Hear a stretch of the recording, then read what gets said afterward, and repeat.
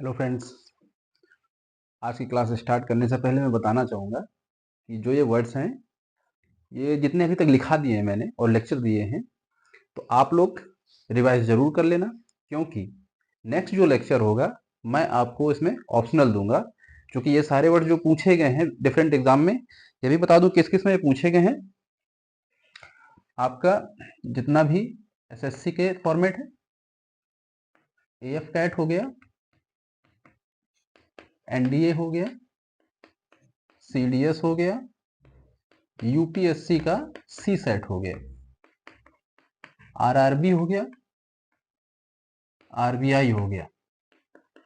मतलब आप मोटा मोटा ये कह सकते हैं कि जितने भी एग्जाम्स हो रहे हैं आपके और इस इंग्लिश आ रही है, वो कैब आ रही है, तो उनसे रिलेटेड सारे वर्ड्स हैं। ठीक है, जो भी पिछले सालों में पूछे गए हैं वर्ड, उनका ये निचोड़ है और इस पर एक मैं टेस्ट लूंगा।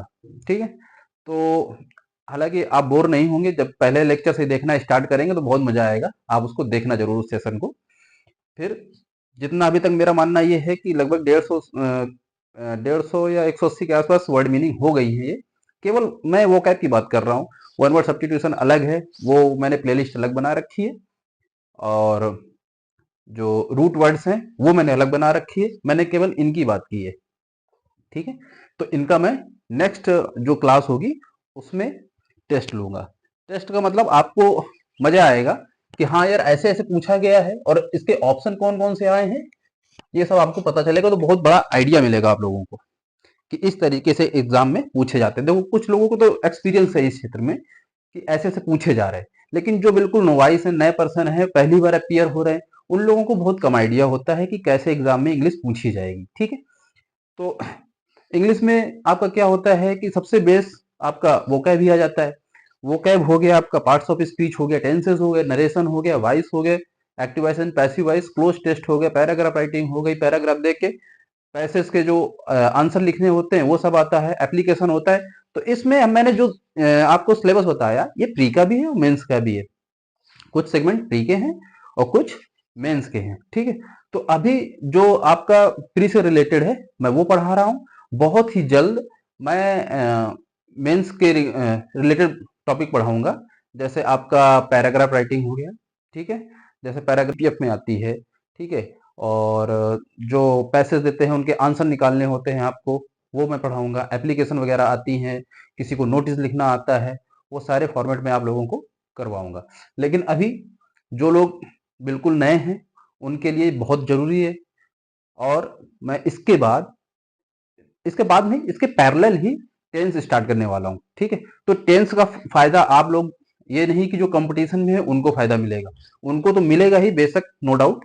लेकिन जो बच्चे 9th 10th 12th में पढ़ रहे हैं, उन लोगों के लिए भी बेनिफिशियल होगा, क्योंकि मेरा जो स्टैंडर्ड रहेगा वो 9th 10th लेवल से बताना स्टार्ट होगा। क्योंकि कई बच्चों की इंग्लिश बहुत कमजोर भी होती है, देहात क्षेत्र में जो होते हैं, तो वहां पर इसकी इंग्लिश पढ़ाने वाले कहीं कहीं टीचर ही नहीं मिल पाते हैं।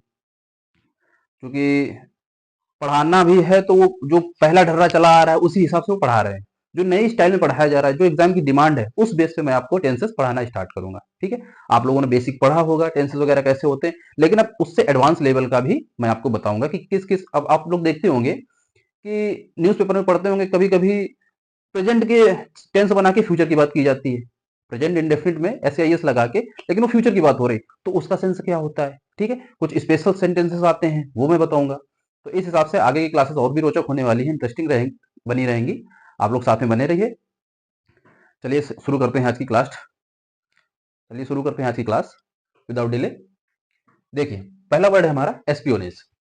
एस्पियोनेज क्या होता है? जासूसी। ठीक है, जासूसी कई टाइप की होती है। एक तो फिजिकली जाके हो गया, या फिर एक स्नूपिंग वर्ड सुना होगा आपने। स्नूपिंग क्या होता है? किसी के सॉफ्टवेयर में, कंप्यूटर में सेल मार देना। ठीक है, तो इसका आप सिनोनिम लिख लो, स्नूपिंग। ठीक है, और दूसरा लिख सकते हो स्पाइंग। ठीक है, जासूसी करना। अब देखो, मजा आने वाला है आप लोगों को, मैं कैसे इसको बताने वाला हूं, आपको बिल्कुल दिमाग में छप जाएगा। ये क्या है? एस्पियोनेज। एस्पियोनेज मतलब होता है जासूसी। ठीक है, तो इसको मैंने बताया है, मुझे अपने एसपी पर, एसपी, एसपी आ गया, एसपी लिखा है ना ये, एसपी पर या फिर एसपीओ पर, लेकिन हिंदी और इंग्लिश दोनों मिक्स हो जाएंगी, कोई बात नहीं, बना लो आप, हिंदी इंग्लिश मिक्स होने दो, लेकिन आपका इमेजिनेशन तगड़ा हो जाएगा। एसपीओ, जैसे लोग जो होते, गांव के जो बच्चे होते हैं वो बोल देते हैं लेडीजों, कॉलेजों में ऐसे बोलते हैं ना, कॉलेजों में ऐसी पढ़ाई होती है, लेडीज ऐसी होती है, ठीक है। तो प्लूरल को भी वो प्लूरल बना देते हैं। तो एसपी है, एसपीओ बोल दो, कोई बात नहीं। मुझे अपने एसपीओ पे, जो भी हमारे कानपुर मंडल के जितने भी एसपी हैं, उन पे हमको नाज है। क्यों नाज है? क्योंकि वो जासूसी करने में बड़े माहिर है। कोई भी वारदात होने वाली होती है तो वो लोग जासूसी करके उसको बिल्कुल सॉल्व कर देते हैं, पहले ही चोरों को पकड़ लेते हैं, पहले ही बदमाशों को पकड़ लेते हैं। तो मुझे अपने एसपीओ पर नाज है, यानी एसपीओ पर नाज, एसपीओ नाज, ठीक है, एसपीओ नेज। तो क्या हो गया? जासूसी। ये हमारा वर्ड मीनिंग हो गया और ये कीवर्ड हो गया, ठीक है। नेक्स्ट देखिए, सबमिसिवनेस। सबमिसिवनेस क्या होता है? दब्बूपन। ये अक्सर उनके लिए वर्ड यूज होता है, देखो मैंने एग्जांपल भी लिख दिया है। सब लोग अपनी मिस के दबाव में रहते हैं, यानी वाइफ के दबाव में रहते हैं। सब लोग मिस क्यों लिखा है कि यहां पर हमको मिस आया वर्ड, ठीक। और सब लोग मिस के दबाव में रहते हैं, ठीक है। तो जैसे ही आप ये देखेंगे सब और मिस, तो ये वर्ड कोरिलेट करना आप लोग, सब मिस, सबमिसिवनेस मतलब दबाव। अभी ऐसा ना हो कि आप लोग सेंटेंस याद रखें और ये वर्ड मीनिंग भूल जाएं, तो ऐसा ना करना आप लोग। सब लोग अपनी मिस के दबाव में रहते हैं। नेक्स्ट देखिए, हेलोड। हाँ, इसको लिख लेना आप लोग, इसका जो सिनोनिम्स है वो है मीकनेस।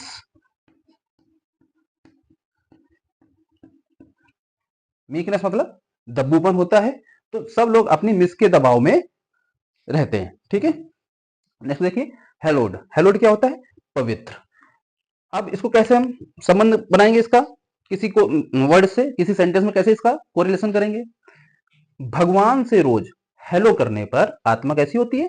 पवित्र होती है। तो हेलो, हेलो आजकल लोग ऐसे लिखते हैं ना, शॉर्ट फॉर्म में लिखते हैं, व्हाट्सएप करते हैं या किसी को चैटिंग करते हैं तो हेलो लिखते हैं। तो भगवान से हमने भगवान को नाम क्यों जोड़ा? क्योंकि पवित्रता से संबंधित है, ठीक है। हेलोड यानी कि इसका सिनोनिम्स हो सकता है सैक्रेड, ठीक है। तो हेलोड मीन सैक्रेड, पवित्र। भगवान से रोज हाथ ना जोड़ के हेलो बोल दो, उससे क्या होगा? आत्मा पवित्र होगी। लेकिन रेगुलरली बोलना है, ये नहीं कि आज बस सामने पड़ गए तो बोल दे, बिना मन के बोल दिया। आस्था रखनी है, लेकिन आप नियमित हैं तो भगवान आपकी आत्मा पवित्र करेंगे हेलो बोलने पर भी, ठीक है। चलिए नेक्स्ट स्लाइड देखते हैं। हाँ, एक चीज और मैं बताना चाहूंगा, आप लोग इसको नोट डाउन जरूर कर लिया करें, नहीं तो बड़ी प्रॉब्लम होने वाली है आपको। मैं जो मेहनत कर रहा हूँ, आप लोग भी ऐसा तो है नहीं कि वीडियो नहीं देखते होंगे, चाहे 2 मिनट 4 मिनट 5 मिनट देखते होंगे, कोई कोई पूरा देखता है। लेकिन अगर आप देख ही रहे हो, तैयारी कर रहे हैं, तो अच्छे से करिए। खाना पूर्ति ना करिए कि आज हमारा वीडियो देख लिया, कल दूसरे का देख लिया। जिसको भी पकड़ो, एक टीचर को पकड़ो, सो दैट आपकी कंटिन्यूटी बनी रहे। क्योंकि अभी मैं ये पढ़ा रहा हूँ, हो सकता है आप कोई दूसरा चैनल देखेंगे या कोई दूसरा देख रहा हो फिर मेरा देखेगा, तो जो वो पढ़ा चुका है वो मैं पढ़ा रहा हूँ, क्योंकि जो एग्जाम में आया है वही तो पढ़ाया जाएगा, ठीक है। तो इसलिए जो भी आप एक चैनल फॉलो करते हो अंग्रेजी में, उसी को फॉलो करिए। हाँ, ये हो सकता है कि अभी जो सेगमेंट मैं पूरा ना करवा रहा हूँ, वो लोग आप दूसरे चैनल से देख सकते हैं। जब तक मैं मेरी प्लेलिस्ट में जब तक वो सब्जेक्ट सेगमेंट नहीं आ रहा है, आप लोग इसको तैयार कीजिए, बाकी दूसरे से देख सकते हैं, ठीक है।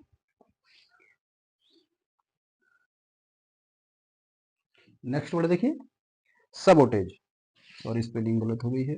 सबोटेज। सबोटेज मतलब क्या होता है? बिगाड़ना किसी चीज को, ठीक है। सबोटेजिंग मतलब क्या होता है कि जैसे किसी का कुछ काम बिगाड़ देना, या कुछ सेक्रेट है उसको फैला देना, तो वो इस हिसाब से सबोटेज यूज किया जाता है। सबोटेज मतलब तोड़फोड़ करना या बिगाड़ना। जैसे इसको कैसे बनाया है? सब लोग स्टेज में, ठीक है, सब, ये सब का सेंस दे रहा है ना, सब लोग, और स्टेज, तेज निकल रहा है तो सब लोग स्टेज में, सब लोग स्टेज में तोड़ फोड़ करने के लिए खड़े हुए हैं। अब क्या था कि एक नेताजी आए, वो चुनाव का जब टाइम था तो अपने जो एरिया था वहां पर विजिट करने के लिए आए। तो वहां की जो लोकेलिटी थी, उन्होंने कहा कि इनको आने दो, ये जब भाषण दे रहे होंगे तब हम इनकी पिटाई करेंगे और स्टेज को तोड़ फोड़ कर देंगे। तो जो नेताजी जब दे रहे थे भाषण, तो उसके पीछे जितने लोग खड़े हो गए, तो वो क्या वेट कर रहे थे? तोड़ फोड़ करने का, किसी के आदेश का वेट कर रहे थे, जैसे उसका आदेश हो तो उसको हम तोड़ फोड़ मचा दे। तो सब लोग स्टेज पर किस लिए खड़े थे? तोड़ फोड़ करने के लिए खड़े थे। तो सबोटेज मतलब तोड़ फोड़ करना या काम बिगाड़ने से संबंधित होता है। नेक्स्ट देखिए, रिवैम्प। रिवैम्प मतलब मरम्मत करना, यानी कि रिपेयरिंग का काम करना।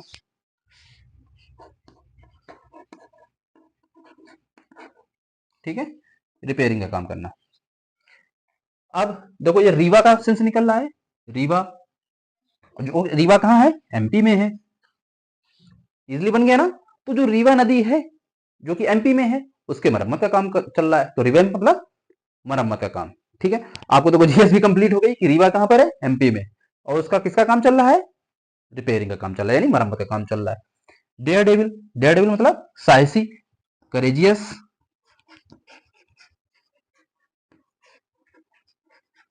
ठीक है, करेजियस मतलब साहसी। तो दिल्ली डेयर डेविल्स के सारे खिलाड़ी कैसे हैं, करेजियस है।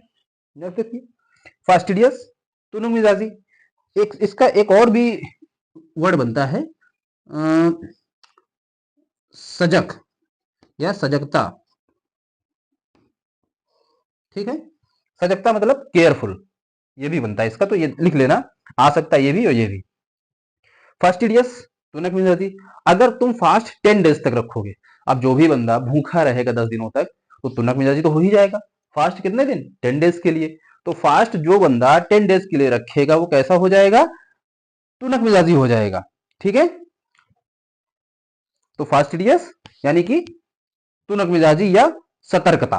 अच्छा, इसका एक वो भी लिख लेना, सजगता हो गई, तो इसका जो सिनोनिम है वो हो जाएगा मेटिकुलस।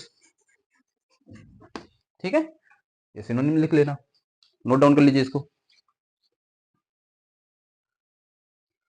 नेक्स्ट वर्ड देखिए, पाइन। पाइन क्या होता है, दुखी होना। ठीक है, अब थोड़ा इसमें मैं अल्कोहल इंक्लूड करने जा रहा हूं। ठीक है, नेगेटिव पॉइंट है लेकिन याद करना, वह अल्कोहल पीने के बाद बहुत दुखी हो गया।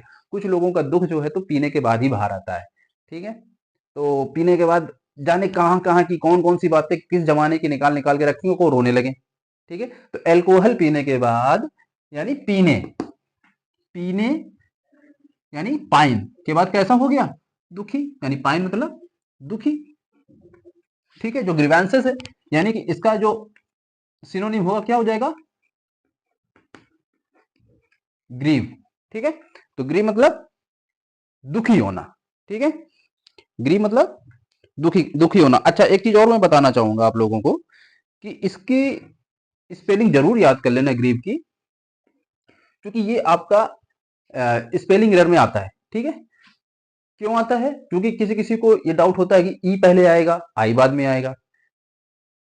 ठीक है, या फिर वी के बाद ई नहीं होगा। तो इस टाइप से 4 ऑप्शन दे देते हैं और आपको जो मिस स्पेल्ड है उसको करेक्ट करना होता है। ठीक है, तो इसको जरूर लिख लेना ग्रीव, इसलिए मैंने लिखाया है। हैसल, हैसल मतलब बाधा। बाधा को कैसे बनाया है, हंस ले। ठीक, अगर सिनोनिम लिखना चाहो तो लिख लो, हर्डल। हंस ले, हंस ले भाई, तभी तो जीवन की बाधा से पार हो पाओगे। ठीक है, एग्जाम में नंबर अच्छे नहीं आए, मेरिट में नहीं, आप दुखी होके बैठे हो, क्या मिल जाएगा उससे दुखी होके, कुछ नहीं। हंसो यार, जीवन एक मिला है, खूब एंजॉय करो। नौकरी लग जाए तो ठीक है, नहीं लगे तो भी तमाम ऑप्शन है दुनिया में, लेकिन जब तक आप प्रयास कर रहे हैं तो पूरी ईमानदारी के साथ करिए। और जिस दिन से छोड़ देना, उस दिन से फिर नौकरी तरफ देखना नहीं है कि कौन लगा दूसरा बंदा नौकरी पे, कौन नहीं लगा, उसको लेके फिर कभी सोचना नहीं। तुमने अभी अपना 100% दिया है, तुम अपने आप में कॉन्फिडेंट रहो कि हाँ यार, मैंने अपना पूरा प्रयास किया था, नहीं लगी, वो किस्मत के हाथ में हो गया था, मैंने अपना पूरा प्रयास किया था। ठीक है, जीवन में बहुत सारे ऑप्शन होते हैं, ज्यादा टेंशन लेके ना पड़ना, और आपके अंदर टैलेंट है तो आप बहुत कुछ कर जाओगे। आप देखना, कभी कभी आपसे भी जो गए गुजरे लोग होते हैं वो नौकरी पा जाते हैं। हो सकता है कि उसने वो पढ़ लिया हो जो एग्जाम की डिमांड रही हो। तो आप लोग कभी ये टेंशन में ना आ जाना कि यार जो मुझसे कम होशियार था, कम पढ़ने वाला था, उसका सिलेक्शन हो गया, मेरा क्यों नहीं हुआ। तो ये भी हो सकता है कि एग्जाम की डिमांड जो रही हो, उसने शायद वही पढ़ाई की हो, वही बाई लाख पढ़ के गया हो, तो उसके लिए वो इजी हो गया। और मेहनत, हो सकता है कि तुम थोड़ा लूज पड़ गए हो, कि तुम्हारे अंदर ओवर कॉन्फिडेंस आ गया हो। तो कई सारे फैक्टर हो सकते हैं, इसलिए ज्यादा टेंशन नहीं लेना है, पढ़ाई करो, फ्री माइंड होके करो, टेंशन लेके पढ़ाई ना करो, बाकी आप फंसते जाओगे। तो इसलिए फ्री मूड होके पढ़ाई करो। नेक्स्ट देखिए, डायर। डायर मतलब भयानक। अब जैसे ही डायर की बात आ जाती है तो जनरल डायर का हमारे दिमाग में तुरंत नाम आना चाहिए। कैसा था वो? भयानक था। भयानक था या ऐसी कंडीशंस प्रोड्यूस कर देता था कि लोगों के लिए भयानक स्थिति पैदा हो जाती थी। उसने जलियांवाला बाग में जो गोली कांड करवाया था, तो उससे वहां की स्थिति कैसी हो गई थी? भयावह हो गई थी, भयानक हो गई थी। वही मैंने इसका एग्जाम्पल बना दिया है। तो डायर मतलब भयानक, ठीक है। या इसका लिख लो क्रिटिकल। कहते नहीं बहुत भयानक स्थिति है, और एक्सीडेंट हो गया है किसी बंदे का, और लोग पूछते हैं कैसी उसकी कंडीशन है, यार बहुत क्रिटिकल है, बहुत भयानक स्थिति है, उसके जो होते यहाँ पर पूरी ब्लीडिंग हो रही है, रुक नहीं रही है, यानी कंडीशन कैसी है? क्रिटिकल है, ठीक है, यानी कि भयावह है, या भयंकर या भयावह, कुछ भी बोल सकते हो आप। ट्रेनी। ट्रेनी मतलब होता है अत्याचार। वर्ड है ट्रेनी। ट्रेनी का आप लोग सिनोनिम लिख लो, क्रुएलिटी। क्रुएलिटी, ठीक है। क्रूएल मतलब क्या होता है? निर्दयी। और जो क्रुएलिटी लगा दी गई तो निर्दयता हो गई, यानी अत्याचार हो गया। ट्रेनी को मैंने बनाया है, देखो टाई मतलब तीन से संबंधित है, रानी मतलब रानी। तो तीन रानियों ने मिलकर प्रजा में बहुत ही अत्याचार किया है, ठीक है। तो टाई रानी, तीन रानियां थी। राजा जी कहीं गए हुए थे, उनके हाथ में बागडोर आ गई तीनों रानियों के। अब उनको कोई एक्सपीरियंस तो था नहीं समाज चलाने का, अपना प्रजा चलाने का, संभालने का। तो उनके सामने जो भी आता था उल्टे सीधे डिसीजन दे देना, सजा सुना देना। तो उन्होंने बहुत अत्याचार फैलाया था। तो तीन रानियों ने मिलकर, अकेले नहीं, तीन रानियों ने, कि टाई रानी, ठीक है। इसको लिख लीजिए। नेक्स्ट वर्ड है हमारा टेंस। देखो कई बच्चे ऐसे होते हैं, उनको टेंस पढ़ाने लगो तो तुरंत जो तुम तनाव में आ जाते हैं, कहते हैं कौन सी बल्ला पढ़ाने जा रहे हैं, तुझे समझ में ही नहीं आता मुझे, ठीक है। तो टेंस का नाम सुनते ही तनाव में आ जाते हैं। टेंस, तनाव। तो वही मैंने इसका बना दिया है। टेंस पढ़कर उसे बहुत तनाव हो जाता है, इतने सारे रूल्स हैं कि याद कर ही नहीं पाता है, इसलिए वो तनाव में हो जाता है। दूसरा देखिए, सोलेस, ठीक है। सोलेंस मतलब आराम देना। अब थोड़ा सो लो, अब थोड़ा सो लें ताकि आराम मिल जाए। देखो बहुत देर से आप लोग पढ़ाई कर रहे थे, पढ़ते पढ़ते आप लोगों को बहुत थकावट होने लगी, तो आप लोगों ने सोचा कि अब थोड़ा सो लेते हैं, सो दैट आपको थोड़ा कंफर्ट मिल जाए, यानी कि आराम मिल जाए। कंफर्ट मिल जाए यानी कि कंफर्ट, आप इसका लिख लो, सिनोनिम क्या लिख लोगे? कंफर्ट, ठीक है। और हाँ, रेस्टिव। रेस्टिव मतलब बेचैनी, यानी कि इसका भी सिनोनिम लिख लो, रेस्टलेस। देखो ये वर्ड भी आप लोग याद रखना, ये नहीं कि ये आप लोगों को आते हैं तो इसका कोई मीनिंग नहीं निकल रहा है। आपको ऑप्शन में ऐसे ही मिलेंगे, ऑप्शन में ज्यादा टफ नहीं देंगे। ये अगर 100% टफनेस आपको लग रही है तो ये 60 to 70% ही टफ रहेंगे। एक दो हो सकता है कि टफ दे दें, बाकी इसी टाइप को आपको मिलेंगे। जो मेन वर्ड होगा वही आपका टफ रहेगा। अब ऐसा नहीं कि रेस्टलेस ऊपर दे देंगे, रेस्टिव नीचे दे देंगे, ऐसा नहीं। आपको टफ वाला सबसे मोस्टली ऊपर ही रहता है, इसके बाद ये सब इजी वाले रहते हैं। नेक्स्ट देखिए, लैम्बेस्ट है, इसको हमने बना दिया लंबा बस्ता। लंबा और बस्ता, ठीक है। तो इसका मतलब होता है, लैम्बेस्ट मतलब होता है आलोचना करना, यानी कि क्रिटिसाइज करना। अब देखो एक बात और देख लो, क्रिटिसाइज इतने बार आपके सामने आ चुका है, क्रिटिसाइज क्रिटिसाइज, इसलिए इस वर्ड को आप लोग भूलना नहीं। इसके पिछले लेक्चर भी जितने मैंने पढ़ाए हैं आप लोगों को, आप लोग ध्यान देना कि कितने बार ये वर्ड आ चुका है। क्रिटिसाइज के इतने सिनोनिम्स होते हैं, ये हर एक मोस्टली आपको किसी ना किसी ऑप्शन में मिल जाएगा। तो क्रिटिसाइज, ठीक है। दूसरी चीज, ये वर्ड जो है तो आपका स्पेलिंग एरर में भी बहुत बार पूछा गया, इस पे ट्रिपल स्टार लगा लो आप लोग। क्यों? क्योंकि लोग यहां कंफ्यूज हो जाते हैं, और एग्जाम का काम ही है कि तुम्हारे एग्जाम को टफ बनाना, तुम्हें कंफ्यूज करना। हालांकि आप लोगों के लिए बहुत ही इजी वर्ड है ये। क्रिटिसाइज ना करो यार किसी के, बोलते हैं ना हमें सब कि क्रिटिसाइज करना एक गलत बात है, बच्चों किसी की क्रिटिसाइज नहीं करते हैं। लेकिन ये आप कोई एस ई बना देता है, कोई सी ई बना देता है, तो यहां पर कंफ्यूजन होती है, इसलिए इस वर्ड को याद रखना। तो लैम्बेस्ट मतलब क्रिटिसाइज, क्रिटिसाइज करना, वर्ब है हमारी। तो आलोचना करना क्या है? लंबा बस्ता लेकर राजू स्कूल जाता है। इसको बच्चा कोई छोटा है, बच्चे तो चिढ़ाते ही एक दूसरे को स्कूल में, उसका बैग इतना लंबा है कि पीछे से ड्रैगिंग होते हुए चलता है, ऐसे इमेजिन करना है। तो लंबा बस्ता लेकर राजू स्कूल जाता है, अतः सारे दोस्त उसकी आलोचना करते हैं, ठीक है। अच्छा, आप लोगों को थोड़ा मैं एक चीज और बताना चाहता हूँ, थोड़ा इससे सब्जेक्ट से हट के है, इंटरेस्टिंग है। जो जिन लोगों ने वीडियो अभी तक छोड़ दिया होगा उन लोगों ने ये सेगमेंट मिस करके बहुत ही बड़ा अपना नुकसान किया है। मैं बताना चाहूंगा आपको, देखो ऐसा नहीं कि वीडियो के शुरू में ही कोई इंफॉर्मेटिव न्यूज आपके लिए अच्छी होगी। जैसे अब आप लोग चीजों को मेमोराइज कैसे करते हैं, ये इमेजिनेशन की मैं बात बता रहा हूँ कि इमेजिनेशन कितनी तगड़ी चीज है। अभी मैं यहाँ पर कुछ वर्ड लिख दूं, ठीक है, कम से कम 10 से 12 वर्ड, और आप लोग क्या सीरियली उसको बता पाएंगे? हो सकता है कि 10-20% बच्चे बता दें, लेकिन वो आप ज्यादा दिन तक मेमोराइज नहीं रख पाएंगे। आप अभी तो याद कर लेंगे, जैसे मान के चलो कोई भी वर्ड, अभी तो मैं ही लिखूंगा, अगर लाइव क्लास होती तो इंटरेक्शन होता। जैसे मान के चलो बस्ता, सॉरी बैग, कुछ भी वर्ड रैंडमली उठा लो, पॉन्ड, स्कूल, बल्ब हो गया, ठीक है, इसके बाद रोड।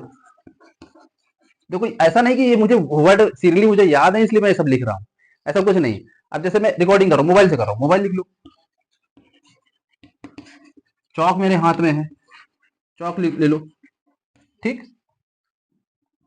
चौक हो गई। इसके बाद आप सोच रहे होंगे मैं क्या पढ़ा रहा हूँ, अभी देखना जब इसका मैं निचोड़ बताऊंगा तब आपको मजा आएगा, ठीक है। अब जैसे स्टैंड एक लगा है हमारे पास, स्टैंड लिख लो, बस लिख लो, ठीक है, शूज लिख लो, जो भी मन में आ रहा है वो आप लोग लिख लो, सर्वेंट लिख लो, सर्वेंट लिख लो, क्लॉथ लिख लो, इसके बाद साइकिल लिख लो, और क्या हो सकता है, अम्ब्रेला लिख लो,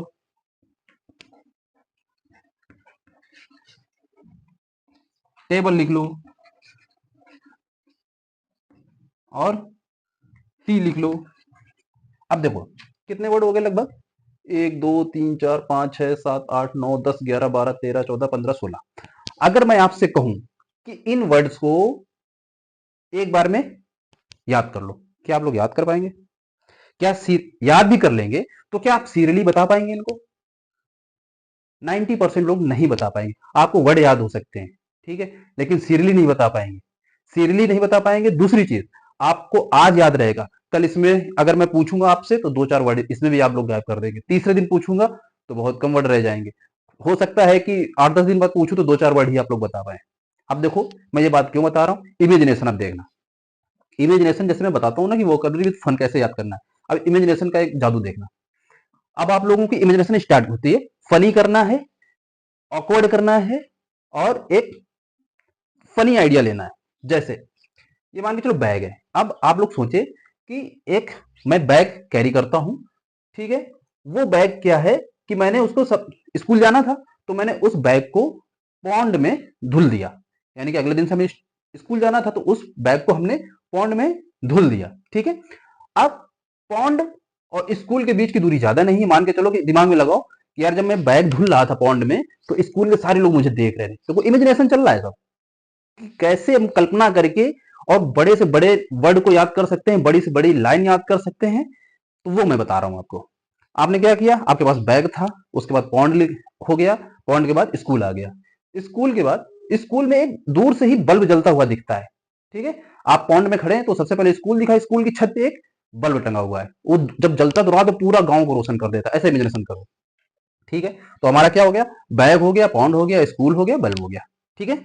इसके बाद मेरे गांव में जो मेरे घर से स्कूल के लिए रास्ता है वो एक रोड बनी, वो भी कैसी है, पक्की बढ़िया रोड बनी है, और अगल बगल उसके फ्लावर्स काफी लगे हुए हैं, तो एक इमेजिनेशन बनाना है।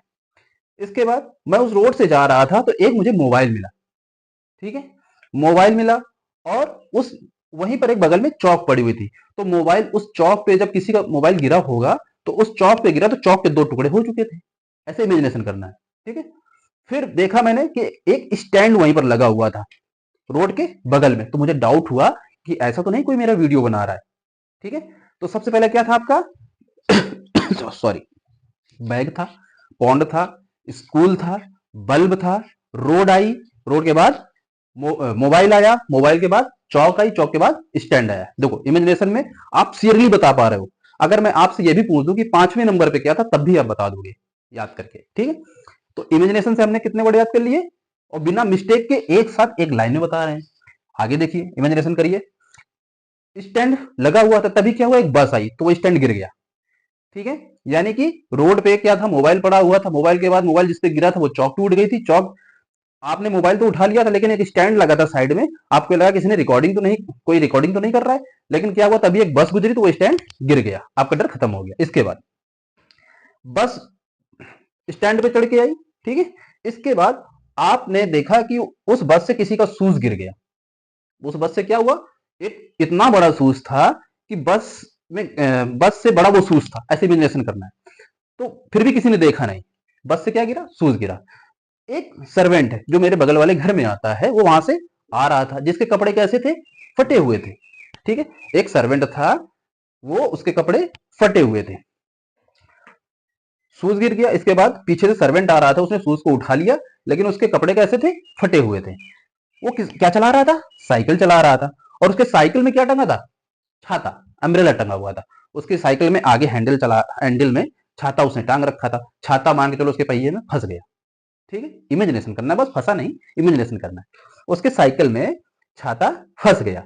तो क्या हुआ कि बगल में एक टेबल पड़ी थी और चाय रखी हुई थी। छाता जब फंसा तो टेबल और उसमें जो चाय रखी थी, टेबल के ऊपर एक टेबल थी, उसके ऊपर बढ़िया सुंदर सा कप रखा हुआ था जिसमें चाय भरी हुई थी। तो उस वो अम्ब्रेला और साइकिल के सहित, यानी साइकिल में जो अम्ब्रेला टंगा था, अम्ब्रेला उछल के कहां गिरा, जाके टेबल के ऊपर, और टेबल के ऊपर क्या रखी थी, चाय। तो चाय के कप में जाके अम्ब्रेला ऐसे खड़ा हो गया, ठीक है। अब देखिए, फिर से इमेजिनेशन कर लिए। बैग को पौंड में धुला गया, धुलने के बाद वहां से जो स्कूल वाले थे वहां देख रहे थे, स्कूल के ऊपर क्या था, एक बल्ब था। बल्ब के बाद एक इमेजिनेशन बनाओ कि रोड जो है, उस बल्ब की वजह से रोड में सब हमको दिख रहा था। रोड से जब आप जा रहे थे तो मोबाइल आपको मिला, फिर इसके बाद चौक, चौक टूट चुकी थी, क्यों, क्योंकि उस पर मोबाइल गिरा हुआ था। इसके बाद एक स्टैंड मिला, स्टैंड क्या कर रहा था, आप डर गए कि कहीं ऐसा तो नहीं है कि वो मेरा कोई वीडियो बना रहा हो। इसके बाद एक बस उधर से आ रही थी, फिर एक शूज गिरा, शूज के बाद एक उधर से कौन आ रहा था, सर्वेंट आ रहा था। सर्वेंट के क्लॉथ कैसे थे, फटे हुए थे। और वो कैसे आ रहा था, क्लॉथ फटे हुए थे, वो कैसे आ रहा था, साइकिल से। साइकिल में क्या लगा हुआ था, अम्ब्रेला। अम्ब्रेला के बाद कहां अम्ब्रेला जाके गिरता है, टेबल। टेबल के ऊपर क्या होती है, चाय। तो ये इमेजिनेशन का खेल है, ठीक है। अब आप लोग, मैं बताऊंगा आपको सीरियली, तो आप लोग सोचेंगे कि रिकॉर्डिंग चल रही होगी, पीछे दिख रहा होगा, इसलिए वो बताए दे रहे हैं। लेकिन मैं बताऊं, मैं रियर वाले कैमरे से रिकॉर्डिंग करता हूं। लेकिन मेरा मेन मोटो ये है आप लोगों को बताने का। अब आप भी अगर आंख बंद करके रिवाइज करके बताएंगे तो आप बताते चले जाएंगे कि बैग था, फिर उसमें पौंड था, स्कूल था, बल्ब था, रोड था, मोबाइल था। इस तरीके से सीरियली आप बताते चले जाएंगे। तो ये इमेजिनेशन की पावर होती है, ठीक है। फनी इमेजिनेशन और इस तरीके से। इसलिए मैं आपको जो वोकैब पढ़ा रहा हूं वो इमेजिनेशन पर डिपेंड है। जिस हिसाब से बताता हूं आप लोग पढ़ते रहिए। आज के लिए इतना ही, फिर मिलते हैं नेक्स्ट क्लास में। स्वस्थ रहें, अपना ख्याल रखें, धन्यवाद।